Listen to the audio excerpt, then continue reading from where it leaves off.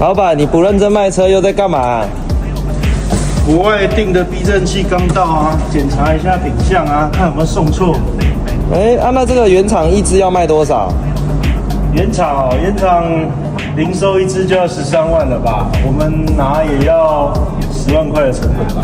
那你这个买多少钱？这个我们自己国外办的话，一支大概2万2吧，全新的。那原厂的一支大概5万吧，但是就要等啊。那瑞哥，我们公司正在卖的那台 CLS450啊，我记得它选配也选很顶，它也有选到气压避震。那日后维修起来也可以跟这个一样便宜吗？